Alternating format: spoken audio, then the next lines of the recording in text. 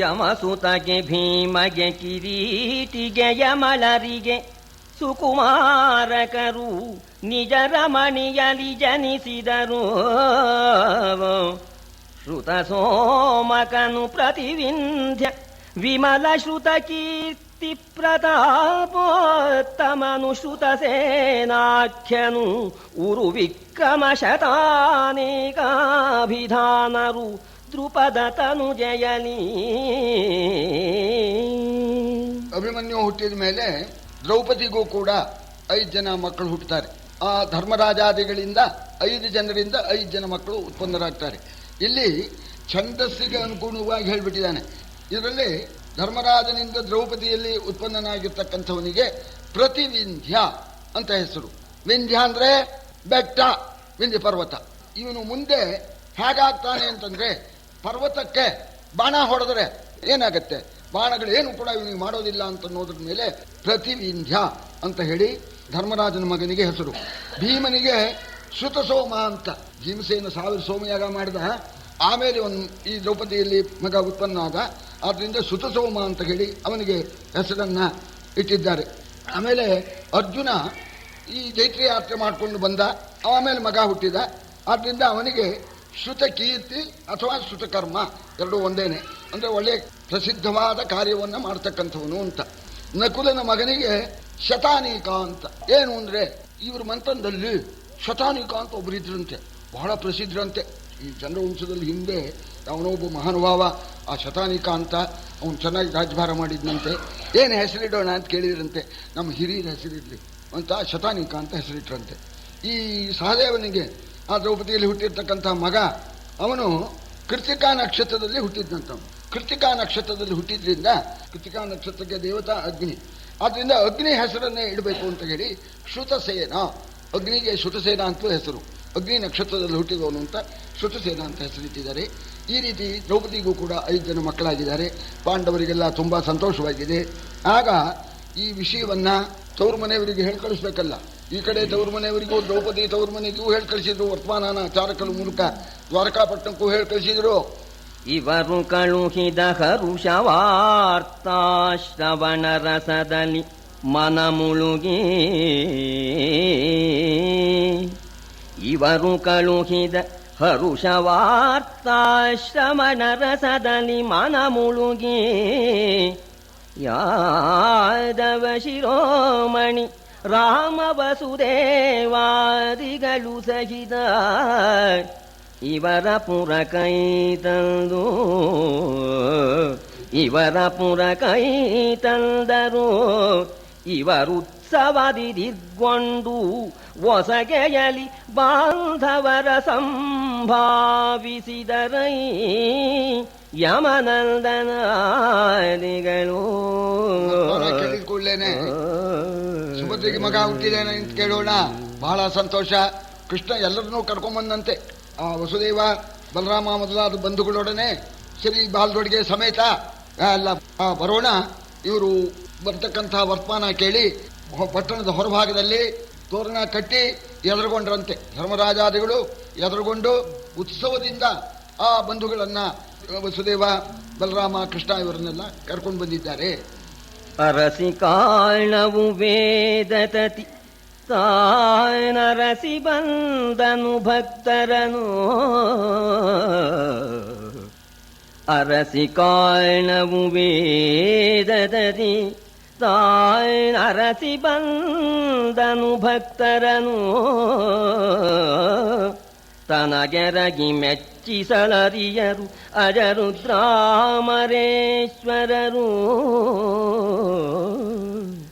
ಎರಗುವನು ಯಮಜಂಗೆ ತನ್ನನು ಕುರುಹುಗಾಣವು ವೇದ ಶಿರವು, ಎರಗುವನು ಯಮಜಂಗೆ ತನ್ನನು ಕುರುಹುಗಾಣವು ವೇದ ಶಿರವು. ಇದು ಮರವೆಯೋ ಹರಿವಂದು ಕಂಡನು ಧರ್ಮನಂದನನ. ಜನ್ಮೇಜಯನಿಗೆ ಹೇಳ್ತಾ ಇದ್ದಾರೆ, ಏನಪ್ಪ ಏನು ಹೇಳೋಣ, ಇದು ಕೃಷ್ಣನ ಲೀಲೆ ಅಂತ ಹೇಳೋಣ ಅಥವಾ ಒಂದು ಕಣ್ಣು ಕಟ್ಟು ಅಂತ ಹೇಳೋಣ, ಅರ್ಥವೇ ಆಗ್ತಾ ಇಲ್ಲ ಅಂತ ಯಾಕೆಂದ್ರೆ ಎಂಥ ಪರಮಾತ್ಮ ಅವನು. ಯಾವ ಪರಮಾತ್ಮನ ನೆಲೆಯನ್ನ ಅನಂತ ಕೋಟಿ ವೇದಗಳಿಗೆ ಕಂಡುಹಿಡಿಯೋದಕ್ಕೆ ಸಾಧ್ಯವಾಗಲಿಲ್ವಂತೆ. ಅರಸಿ ಕಾಣವು ವೇದ ತತಿ. ಯಾವನನ್ನ ನಮಸ್ಕಾರ ಮಾಡಿ ಪೂಜೆ ಮಾಡಿ ಮೆಚ್ಚಿಸೋದಕ್ಕೆ ಬ್ರಹ್ಮ ಈಶ್ವರ ಮೊದಲಾದ ದೇವತೆಗಳಿಂದ ಸಾಧ್ಯವಿಲ್ವೋ, ಯಾವನ ಸ್ವರೂಪವನ್ನ ವೇದಗಳು ಕಾಣೋಕೆ ಸಾಧ್ಯವಿಲ್ವೋ ಅಂತ ಕೃಷ್ಣ ಪರಮಾತ್ಮ ಬಂದ್ಬಿಟ್ಟು, ಧರ್ಮರಾಜ ನೀನು ದೊಡ್ಡವನಪ್ಪ, ಕೃಷ್ಣೋಹಂ ಅಭಿವಾದಯೇ, ನಾನು ಕೃಷ್ಣ ನಮಸ್ಕಾರ ಮಾಡ್ತೇನೆ ಅಂತ ಹೇಳಿ ನಮಸ್ಕಾರ ಮಾಡಿದ್ದಂತೆ. ಇದೇನು ಹೇಳೋಣ, ಇದು ದೈವ ಲೀಲೆ ಅಂತ ನೋಡು, ಕಣ್ಕಟ್ಟು ಅಂತ ನೋಡು ಅಂತ ಕಥೆ ಹೇಳುವರು ಹೇಳ್ತಾ ಇದ್ದಾರೆ. ಇದೊಂದು ಕೀರ್ತನೆ ಸ್ವಾಮಿ ಪುರಂದರಾಸರದ್ದು, ಕೇಳಬೇಕು. ಹೇಗೆ ಅರ್ಚಿಸಲಿ ನಿನ್ನ ಅಂತ, ನಿನ್ನ ಹೇಗೆ ಮೆಚ್ಚಿಸೋದು ಅಂತ. ಹಾಸಿಗೆಯನ್ನು ತಂದು ಹಾಸುವೇನೆಂದರೆ, ಒಳ್ಳೆ ಹಾಸಿಗೆ, ಮೃದುವಾದ ಹಾಸಿಗೆ ಸ್ವಲ್ಪ ಮೆಚ್ಚಿಸೋಣ ಅಂದ್ರೆ ಆದಿಶೇಷ ಹಾಸಿಗೆ ಹಾಕಿ ಕೂತ್ಕೊಂಡಿದ್ದಾನೆ. ಸ್ವಲ್ಪ ನಿನ್ನನ್ನು ಪಲ್ಲಕ್ಕಿಲಿ ಕೂರಿಸ್ಕೊಂಡು ಹತ್ಕೊಂಡು ಹೋಗೋಣ ಅಂದ್ರೆ ಗರುಡ ನಿನ್ನನ್ನ ಹೆಗಲ ಮೇಲೆ ಕೂರಿಸ್ಕೊಂಡು ಹಾರು ಹೋಗ್ತಾರೆ. ಸರಿ, ಗಂಗೆ ತಂದು ಅಭಿಷೇಕ ಮಾಡಿ ಮೆಚ್ಚೋಣ ಅಂದ್ರೆ ಆ ಗಂಗೆ ನಿನ್ನ ಕಾಲಲ್ಲಿ ಹುಟ್ಟಿದ್ದಾಳೆ.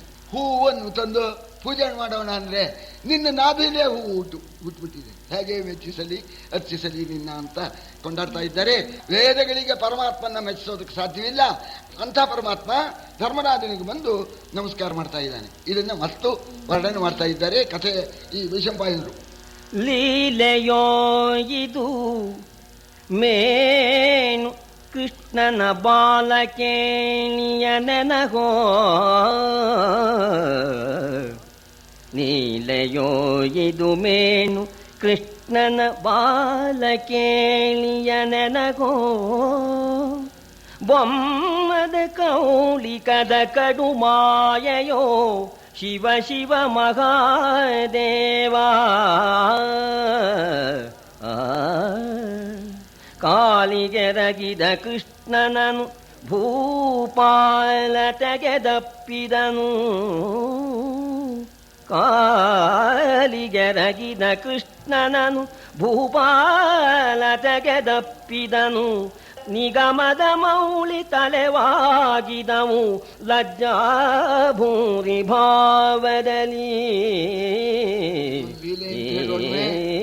ಪರಬ್ರಹ್ಮನ ಈ ಕಣ್ಕಟ್ಟು ಅಂತ ನೋಡ್ವೆ, ಮಾಯೆ ಅಂತ ನೋಡ್ವೆ, ವೇದಗಳಿಗೆಲ್ಲ ಆಶ್ಚರ್ಯವಾಗ್ತಾ ಇದೆಯಂತೆ. ಕಾಲಿಗೆ ಎರಗಿದ ಕೃಷ್ಣನನ್ನ ಧರ್ಮರಾಜ ಹಾಗೆ ಒಪ್ಕೊಂಡ್ಬಿಟ್ಟಂತೆ. ಅದನ್ನ ನೋಡಿಬಿಟ್ಟು ಆ ವೇದಗಳ ಆ ಶಿರಸ್ಸಿಗೆಲ್ಲ ತಲೆ ನಾಚಿಕೆಯ ಭಾರದಿಂದ ತಗ್ಗೋಯ್ತು ಅಂತ. ಅರಸ ಸಹಿತ ಸಮಸ್ತ ಯಾದವ ಪರಿಕರದ ಮೇಳದಲ್ಲಿ ಯಾದವರರಸು ವಿಜಯಂಗೈದು ಕುಂತಿಯ ಸುತರ ಭವನದಲ್ಲಿ, ಅರಸಿಯರ ಸುಕುಮಾರ ವರ್ಗವ ಕರೆಸಿ ಕಾಣಿಸಿಕೊಂಡು, ಅರಸಿಯರ ಸುಕುಮಾರ ವರ್ಗವ ಕರೆಸಿ ಕಾಣಿಸಿಕೊಂಡು, ದಿವ್ಯಾಭರಣ ವಸನಾದಿಯಲಿ ಮನ್ನಿಸಿದನು ಮಹೇಶ್ವರರ. ಸಮಸ್ತ ಯಾದವರ ಸಮೇತ ಕುಂತಿದೇವಿ ಭೇಟಿ ಮಾಡಿ ಅತ್ತೆಗೆ ನಮಸ್ಕಾರ ಮಾಡಿ, ಆಮೇಲೆ ರಾಜಕುಮಾರರನ್ನ ಆ ರಾಣಿಯರನ್ನ ಎಲ್ಲರನ್ನೂ ಕರೆಸಿ ಎಲ್ಲರಿಗೂ ಉಡುಗೊರೆ ಕೊಟ್ಟು ಸಂತೋಷಪಡಿಸ್ಬಿಟ್ಟು ಆಮೇಲೆ ತಂಗಿ ಮನೆಗೆ ಹೋದ. ತಂಗಿ ಮನೆ ಅಂದರೆ ಪಾರ್ಥನ ಮನೆಗೆ ಹೋದ ಅಂತ. ಈ ನಾರದ ಮಹರ್ಷಿಗಳು ಪರಮಾತ್ಮನ ದರ್ಶನ ಮಾಡಬೇಕು ಅಂತ ಹೇಳಿ ವೈಕುಂಠಕ್ಕೆ ಹೋಗಿದ್ರು. ಹೋಗಿ ಸ್ತೋತ್ರ ಮಾಡಿದ್ರು. ಪರಮಾತ್ಮ ಇರಲಿಲ್ಲ, ಲಕ್ಷ್ಮೀದೇವಿ ಇದ್ರು. ಎಲ್ಲಿ ಪರಮಾತ್ಮ ಅನ್ನೋಣ, ನಾರದ್ರೆ ನನಗೆ ಹೇಳಿ ಹೋಗ್ತಾರೇನೋ, ಎಲ್ಲಿಗೋ ಇದ್ದಾರೋ ಅಂತ ನೋಡ. ಆಗ ಕ್ಷೀರ ಸಮುದ್ರಕ್ಕೆ ಹೋಗಿ ಅಲ್ಲೆಲ್ಲಾರು ಇದ್ದಾರೋ ಅಂತ ನೋಡೋಕೆ ಹೋದ್ರಂತೆ ನಾರದರು. ಅಲ್ಲೂ ಭೇಟಿ ಆಗಲಿಲ್ಲ. ಹೀಗೆ ಎಲ್ಲೆಲ್ಲಿ ಹೋದ್ರೂ ಸಿಗಲಿಲ್ಲ. ಒಂದ್ಸಲ ಭೇಟಿ ಆಯ್ತು. ಭೇಟಿ ಆದಾಗ ಸರಿ ನಾರದರು ಕೇಳಿದ್ರಂತೆ ಪರಮಾತ್ಮ, ಸರಿ ನಿನ್ನ ಭೇಟಿ ಮಾಡಬೇಕು ಅಂತಿದ್ರೆ ನಾವು ಎಲ್ಲಿಗೆ ಬಂದರೆ ನಿನ್ನ ಭೇಟಿ ಆಗತ್ತೆ. ನೀನು ಖಾಯಮ್ಮಾಗಿ ಇರತಕ್ಕಂಥ ಜಾಗನ ನೀನು ಹೇಳಿದರೆ ನಮ್ಗೆ ಅನುಕೂಲ ಆದಾಗ ಬಂದು ಭೇಟಿ ಮಾಡೋದಕ್ಕೆ ಅನುಕೂಲವಾಗತ್ತೆ. ವೈಕುಂಠಕ್ಕೆ ಹೋದೆ ನಿನ್ನ ದರ್ಶನ ಆಗಲಿಲ್ಲ, ಕ್ಷೀರ ಸಮುದ್ರಕ್ಕೆ ಹೋದೆ ಆಗಲಿಲ್ಲ ಅಂದಾಗ, ನೋಡಿ ನಾರದ್ರೆ ಆಗೋಲ್ಲ, ನಾನು ಇರೋ ಜಾಗ ನಿಮ್ಗೆ ಹೇಳ್ತೀನಿ ಕೇಳಿ. ನಾಹಂ ಬಸಾಮಿ ವೈಕುಂಠೆ ನಯೋಗಿ ಹೃದಯೇ ರವೌ ಮದ್ಭಕ್ತ ಯತ್ರ ಗಾಯಂತಿ ತತ್ರ ತಿಷ್ಠಾಮಿ ನಾರದ. ನಾರದ್ರೆ, ವೈಕುಂಠ ನನ್ನ ಅರಮನೆ ಹೌದು, ಖಾಯಂ ಅಲ್ಲಿ ಇರೋದಿಲ್ಲ. ಮನೆ ಅಂದರೆ ಯಾವಾಗಲೂ ಅಲ್ಲೇ ಇರ್ತಾರೆ. ಗೃಹಸ್ಥ ಬೇರೆ ಕೆಲಸಕ್ಕೆ ಎಲ್ಲರೂ ಹೋಗ್ತಾರೋ ಇಲ್ವೋ? ನಯೋಗಿ ಹೃದಯ, ಯೋಗಿಗಳ ಆ ಹೃದಯದಲ್ಲೂ ಕೂಡ ಖಾಯಂ ಆಗಿ ಇರೋದಿಲ್ಲ. ನಾ ರವೌ, ಸೂರ್ಯನಲ್ಲೂ ಖಾಯಂ ಆಗಿರೋದಿಲ್ಲ, ಕ್ಷೀರ ಸಮುದ್ರದಲ್ಲೂ ಖಾಯಂ ಆಗಿರೋದಿಲ್ಲ. ಮದ್ಭಕ್ತಾ ಯತ್ರ ಗಾಯಂತಿ ತತ್ರ ತಿಷ್ಠಾಮಿ ನಾರದ. ನನ್ನ ಭಕ್ತರು ಎಲ್ಲಿ ಭಕ್ತಿಯಿಂದ ನನ್ನನ್ನು ಗಾನ ಮಾಡ್ತಾರೋ, ನನ್ನನ್ನು ಸ್ತೋತ್ರ ಮಾಡ್ತಾರೋ, ಅಲ್ಲಿ ನಿಂತ್ಕೊಂಡಿರ್ತೀನಿ, ಕೂತಿರೋಲ್ಲ, ಅದು ನೋಡ್ಕೊಳ್ಳಿರಿ ಅಂತ ಹೇಳಿದ ಅನ್ನೋ ಹಾಗೆ ಈಗ ಇಲ್ಲಿ ತಮಾಷೆಯಾಗಿ ನಮ್ಮ ಕುಮಾರವ್ಯಾಸ ಹೇಳ್ತಾ ಇದ್ದಾನೆ, ಆ ಭಗವಂತನ ನೆಲೆ ಮನೆಯನ್ನ ಕಂಡಾಗಾಯ್ತಂತೆ. ಅರ್ಜುನ್ ಮನೆಯಲ್ಲಿ ಕೂತ ಕೃಷ್ಣನ್ ನೋಡಿ ಹೇಳ್ತಾ ಇದ್ದಾರೆ, ಜಲಧಿ ಮಧ್ಯದೊಳಿರವೋ ಗಗನ ಸ್ಥಳವೋ, ಜಲಧಿ ಮಧ್ಯದೊಳಿರವೋ ಗಗನ ಸ್ಥಳವೋ, ಮೇನು ಮಹಾಂಧಕಾರದ ಕಲಿಬುಗಳ ವೈಕುಂಠವೋ, ಮುನಿ ಜನದ ಹೃದ್ಗುಗೆಯೋ, ತಿಳಿಯೇ ಸಚರಾಚರದ ಚೇತನದೊಳಗೆಯೋ, ಸಚರಾಚರದ ಚೇತನದೊಳಗೆಯೋ, ನೆಲೆಯಾವುದೆಂಬ ಅಗ್ಗಳೆಯ ದೈವದ ನಿಲವ ಕಂಡೆನು, ಅಗ್ಗಳೆಯ ದೈವದ ನಿಲವ ಕಂಡೆನು ಪಾರ್ಥ ಭವನದಲ್ಲಿ.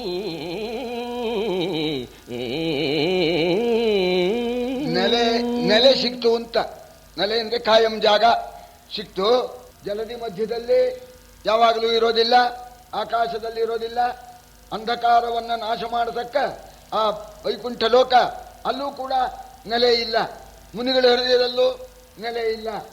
ಆ ಪರಮಾತ್ಮನ ಅಂಥ ಪರಬ್ರಹ್ಮನ ನೆಲೆಯನ್ನ ಅರ್ಜುನನ ಮನೆಯಲ್ಲಿ ನಾನು ಕಂಡೆ ಅಂತ ಈ ಕವಿ ಹೇಳ್ತಾ ಇದ್ದಾನೆ. ಅರ್ಜುನನ ಮನೆಯಲ್ಲಿ ಕೂತ್ಕೊಂಡ್ಬಿಟ್ಟ. ಕೂತ್ಕೊಂಡವನು, ಇದು ಸ್ವಾರಸ್ಯ, ತಂಗಿಗೂ ಸಂತೋಷ ಆಗಬೇಕು. ತಂಗಿ ಎಲ್ಲಿ ಮಗು ಬಹಳ ಚೆನ್ನಾಗಿದೆಯಂತೆ, ಕರ್ಕೊಂಡು ಬಾ ಅಂತ. ಆ ತಂಗಿಗೂ ಕೂಡ ಬಹಳ ಸ್ವಾರಸ್ಯ. ನಮ್ಮ KS ನರಸಿಂಹಸ್ವಾಮಿಗಳು ಇದೊಂದು ತಮಾಷೆ ಬರೆದಿದ್ದಾರೆ ಈ ಮೈಸೂರು ಮಲ್ಲಿಗೆಯಲ್ಲಿ. ಇದು ಒಂದು ಮಾತ್ರ ನಂಗೆ ಜ್ಞಾಪಕ ಇದೆ. ಈ ತಂಗಿಗೆ ಗಂಡು ಮಗು ಆಗ್ಬಿಟ್ಟಿದೆ. ಸರಿ, ಒಳ್ಳೆ ಚೆನ್ನಾಗಿ ಸಾಕಿದ್ದಾರೆ, ಬೆಳ್ಳಗೂ ಇದೆ, ದಪ್ಪನಾಗಿದೆ. ಅಣ್ಣನಿಗೆ ಹೋಗೋಕೆ ಆಗಿಲ್ಲ. ತಂಗಿಗೆ ಗಂಡು ಮಗು ಆಗಿ 5-6 ತಿಂಗಳಾಗಿದೆ, ಹೋಗೋಕೆ ಆಗಿಲ್ಲ. ಏನೇನೋ ತಾಪತ್ರಯಗಳು. ಹೋಗ್ಬಿಟ್ಟಿದ್ದಾನೆ. ಸರಿ, ಭಾವ ಆಫೀಸಿಗೆ ಹೋಗ್ಬಿಟ್ಟಿದ್ದಾರೆ. ತಂಗಿ ಒಬ್ಬಳೇ ಇದ್ಲು. ತಂಗಿ ಎಲ್ಲಿ ಮಗು ಕರ್ಕೊಂಬ ಅಂತ. ಅಣ್ಣ ತಂಗಿ ಆ ಪ್ರೇಮ, ಇಲ್ಲ ಅಣ್ಣನಾಗಬೇಕು ಇಲ್ಲ ತಂಗಿ ಆಗಬೇಕು, ಎರಡೂ ಇಲ್ಲದೆ ಇದ್ರು ಗೊತ್ತಾಗೋಲ್ಲ. ಗೊತ್ತಾಯ್ತೇನೋ? ತಂಗಿ ಎಲ್ಲಿ ಮಗು ಕರ್ಕೊಂಬ ಅಂದಾಗ ನಮ್ಮ ಅಣ್ಣ ನನ್ನ ಮಗು ನೋಡೋಕೆ ಬಂದಿದ್ದಾನಿಲ್ಲ ಅಂತ ತಂಗಿಗೆ ಹೆಮ್ಮೆ ಕರ್ಕೊಂಡ್ಬಂದ್ಲು. ಬೆಳದಿಂಗಳಲ್ಲಿ ಮಿಂದು ಬಂದಿದೆ ಎನ್ನ ಮಗು ಅಂದವಳು. ಬಹಳ ಹೆಮ್ಮೆ. ಸಾಮಾನ್ಯವಾಗಿ ಗಂಡು ಮಗು ಮುದ್ದಾಗಿದೆ, ಬೆಳ್ಳಗಿದೆ, ಕೇಳೋನ ಅಣ್ಣ ಹೆಮ್ಮೆಯಿಂದ, ನೋಡು ಬೆಳದಿಂಗಳಲ್ಲಿ ಸ್ನಾನ ಮಾಡ್ಕೊಂಡ್ ಬಂದಿದೆ ಅಂತ. ಅಣ್ಣಯ್ಯ ಅಂದ, ಮಲ್ಲಿಗೆ ಬಳ್ಳಿಲಿ ಮಲ್ಲಿಗೆ ಹೂ ಬಿಡೋದೇನು ಆಶ್ಚರ್ಯ ಅಂದ ಅವನು. ಇನ್ನು ಭೂಪ ಅವ, ಏನ್ ಕೊಚ್ಕೊಳ್ತಾ ಇದೀಯಾ? ನಮ್ಮ ಅಪ್ಪ ಬೆಳಗಿದ್ದಾರೆ, ನಮ್ಮಮ್ಮ ಬೆಳಗಿದ್ದಾರೆ, ನೀ ಬೆಳಗಿದೀಯಾ, ನಿನ್ ಮಗು ಬೆಳಗಿದೆ, ಏನ್ ಮಲ್ಲಿಗೆ ಬಳ್ಳಿಯಲ್ಲಿ ಮಲ್ಲಿಗೆ ಹೂ ಬಿಟ್ಟಿದೆ ಅಂತ ಹಾಗೆ ಏನ್ ಕೊಚ್ಕೊಳ್ತಾ ಇದೀಯ? ನಮ್ಮನೆ ಬಣ್ಣ. ಆಗ ಅವಳು, ಬಣ್ಣ ನನ್ನಂತೆ, ಮುಖ ಅವರಂತೆ ಅಂತ ಅಂದ್ಲು. ಬಣ್ಣ ಏನೋ ನಮ್ಮನೆದು, ಮುಖ ಮಾತ್ರ ಅವರದ್ದು ಅಂತ. ಅಷ್ಟೊತ್ತಿಗೆ ಭಾವ ಬಂದ್ಬಿಟ್ಟಿದ್ದಾರೆ ಆಫೀಸಿಂದ. ಭಾವ ಬಂದು ಕಥೆಯನ್ನು ಕೂತಿದ್ರು, ಅಣ್ಣ ತಂಗಿ ಏನ್ ಮಾತಾಡ್ತಾರೆ ಅಂತ. ಮುಖ ಅವರಂತೆ ಎಂದ್ರಲ್ಲ, ಇವ್ರಿಗೆ ಭಾವನೆಗೆ ಮಿಡಿದ್ಬಿಡ್ತು, ಖುಷಿ ಆಗ್ಬಿಡ್ತು. ಒಳಗೆ ಬಂದು ಬಣ್ಣ ಕೇಳಲಿಲ್ಲ ಇವರು, ಮುಖ ಹೇಗೆ ಇನ್ನೊಂದ್ಸಲ ಹೇಳು ಅಂತಂದ್ರು ಅಂತ. ಹಾಗೆ ಇಲ್ಲಿ ಆ ತಂಗಿ ನೀನು ಮಗು ಕರ್ಕೊಂಡು ಬಾ ಅಂತ ಕೃಷ್ಣ ಅಂದಿದ್ದಾನೆ. ಸುಭದ್ರೆ ಸಂತೋಷದಿಂದ ಮಗುವನ್ನ ಕೃಷ್ಣನ ಕೈಗೆ ಬಿಟ್ಟಿದ್ದಾಳೆ. ತೊಡೆ ಮೇಲೆ ಕೂರಿಸ್ಕೊಂಡು ಭಗವಂತ ತಾನು ತಂದಿರ್ತಕ್ಕಂಥ ಬಾಲ ದೊಡಗೆಗಳನ್ನ ಮಗುವಿಗೆ ತೊಡಸ್ತಾ ಇದ್ದಾನೆ. ಈತನರ್ಜುನನ ಅರಮನೆಯೊಳು ಅಭಿಜಾತನೆನಿಪ ಅಭಿಮನ್ಯುವನು ಸಂಪ್ರೀತಿಯಿಂದಪ್ಪಿದನು ಕೊಟ್ಟನು ಬಾಲದೊಡಿಗೆಗಳ. ಖ್ಯಾತ ಪಂಚ ದ್ರೌಪದಿಯ ಸಂಜಾತರನು ಮನ್ನಿಸಿ, ಖ್ಯಾತ ಪಂಚ ದ್ರೌಪದಿಯ ಸಂಜಾತರನು ಮನ್ನಿಸಿ, ಮಹಾವಿಭವಾತಿಶಯದನಿ ಪತಿಕರಿಸಿದನು ಪಾಂಡುನಂದನರ. ಅಭಿಮನ್ಯುವನ್ನು ಎತ್ಕೊಂಡ, ಒಪ್ಕೊಂಡ, ಮುದ್ದಿಸಿದ, ಖುದ್ದು ಬಾಲದೊಡಗೆಯನ್ನು ತೊಡಸಿದಾನೆ.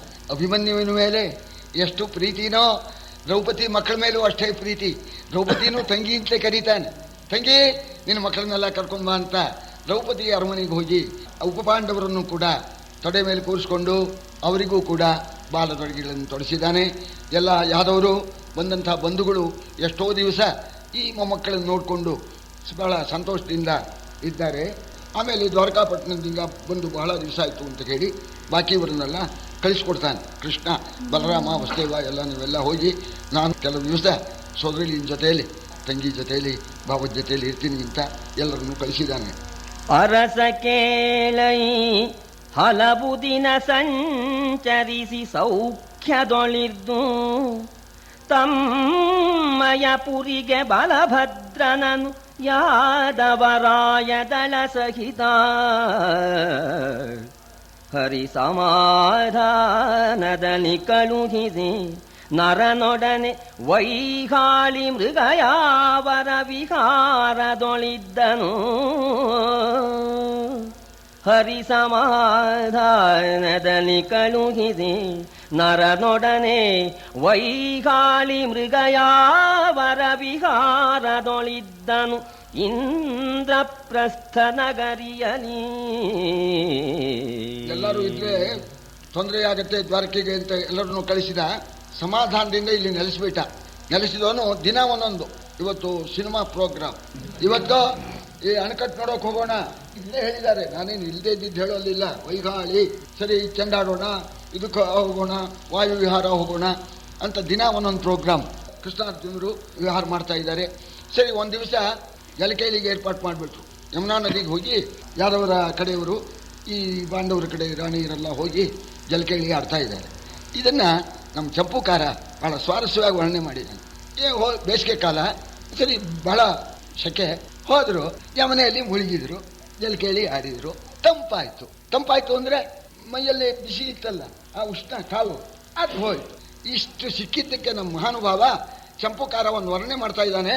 ವಕ್ಷೋಜ ಕುಂಭ ನಿವಘಾತ್ ವನಿತಾ ಜತಾನಾಂ ಗ್ರೀಷ್ಮರ್ತುನ ವಿನಿಹಿತಂ ಗೃಹರಾಜ ಪುತ್ರಿ ತಾಪಂ ಸ್ವಂ ಆರತ್ ತರಲೋರ್ಮಿ ಹಸ್ತೈ ಅನ್ಯನ್ನಯಾತಿ ವಿಭೂತಿ ಅಪತ್ಯ ಭಾಜಾಂ. ಬಿಸಿ ಕಾವು ಯಾರದ್ದು? ಕಾವು ಅಂತನ್ನೋದು ಸೂರ್ಯನಿಂದ ಬರ್ತಕ್ಕಂಥದ್ದು. ಯಮುನಾ ಯಾರ ಮಗಳು? ಸೂರ್ಯನ ಮಗಳು. ಕಾವು ಸೂರ್ಯಂದು. ಇವರು ಜಲಕೇಳಿ ಆಡಿದಾಗ ಆ ಯಮನೆ ತೆರೆಯಲ್ಲ ಈ ಹೆಣ್ಮಕ್ಳ ಮೈಗೆ ಬಡೀತು. ಚಂಚಲವಾದ ತೆರೆಗಳೆಂಬತಕ್ಕ ಕೈಗಳಿಂದ ಆ ಹೆಂಗಸರ ಮೈ ಮೇಲೆ ಇರ್ತಕ್ಕಂಥ ಅಪ್ಪನ ಸ್ವತ್ತು ಆ ಕಾವು ಅದನ್ನು ತಗೊಂಡ್ಲು. ಹೊತ್ಕಾರೆ ಅಪ್ಪನ ಸ್ವತ್ತು ಮಗನೇ ಸೇರೋ ನ್ಯಾಯವೇ? ಅನ್ಯನ್ನಯಾತಿ ವಿಭೂತಿರಪತ್ಯ ಬಾಜಾ. ಮಕ್ಕಳಿರ್ತಕ್ಕಂಥವರ ಆಸ್ತಿ ಮಕ್ಕಳಿಗೆ ಸೇರುತ್ತೆ. ಇದೇ ನಿದರ್ಶನ. ಸೂರ್ಯನ ಆಸ್ತಿ ಕಾವು, ಸೂರ್ಯನ ಮಗಳು ಯಮುನಾ. ಆ ಗ್ರೀಷ್ಮದ ಕಾಲ ಅವನು ತಂದು ಕೊಟ್ಟ, ಇವ್ರ ಮೈ ಮೇಲೆ ಇತ್ತು, ಅವಳು ತಗೊಂಡು ಅಂತ ಹೇಳಿ ವರ್ಣನೆ ಮಾಡಿದ್ದಾರೆ. ಈ ರೀತಿ ವಿಹಾರ ಮಾಡ್ತಾ ಅವನು ಇಂದ್ರಪ್ರಸ್ಥ ಪಟ್ಟಣದಲ್ಲಿ ಪರಮಾತ್ಮ ಆನಂದವಾಗಿ ಇದ್ದಾನೆ.